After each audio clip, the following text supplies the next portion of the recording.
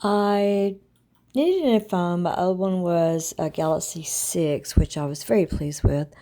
I'd been checking out the features and decided that a Galaxy S10e was a good size for me, that I didn't need the features of the larger one.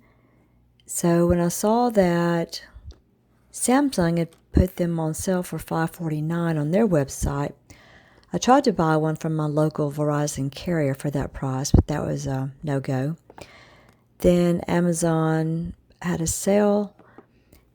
They had it for $549. I went online, bought it, had it shipped to me after asking around if I'd be able to hook it up to my current service, and I was told that yes, I could. So I got the blue one. It came. I unpacked it. It's very pretty. Came with the charger, came with this cool set of earbuds. I'm not an earbud person, but these are super comfortable. I've actually used them and they work really, really well. Came with a little simple set of instructions. I was a little nervous about making the switch from my old phone to my new phone, but people told me it was easy. It really took me far less time than I expected. So I'll walk you through that and tell you some of the other setup things that I found out. But I was very pleased when I got the phone. Liked the way that it looked.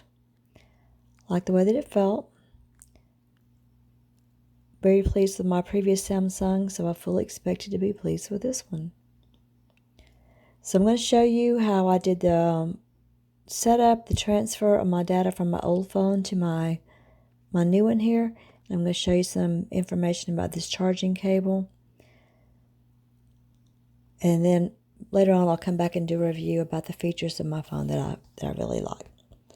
KimTownselYouTube, thanks for watching so far. If you have time, watch another video that I'll link at the end. I feel like a genius. I just took the SIM card out of my old phone and put it in my new one. People told me it was easy. Gosh, it's dirty already. People told me it was easy, and it was. I went to my Verizon store to see if I needed to bring my phone in to switch, and the technician told me all I had to do was to download an app called Smart Switch, and it would take care of itself. Well, I didn't know what that meant, but I downloaded the Smart Switch, and then this screen came up that said, what do I want this phone to do? And the other phone, of course, I did the opposite thing. It happened in minutes. Literally transferred everything off of my old phone. Contacts, messages, pictures, everything to my new phone. It could not have been easier. Super fast. I watched a video where someone wondered why the off and on button was so high up as opposed to the older models. And it may be that many of us are using our cameras to film as YouTubers, and having the button down here was in the way of the clasp on the tripod. This is working much better for me than my previous version. This is the charger that comes with the Samsung 10e. I had a Samsung Galaxy 6 that used this type of connector. So I have quite a few chargers that are like that, but they do not fit in the new Samsung phone. Trying to find an option, I found this at Walmart. It's a micro USB to USB-C adapter. It's supposed to be able to plug in to this type, and then that end plugs into there. I researched, and a new Samsung charger like the one that came with my phone is $30 on Samsung's website. And they tell you that if you use a different charger that it could void your Samsung warranty and all that.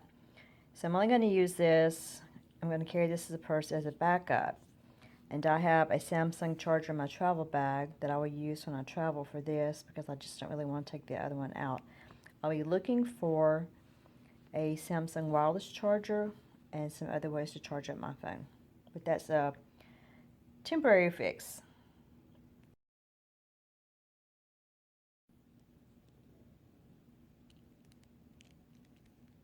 Nope, not like that. Not like that. Like that. I guess.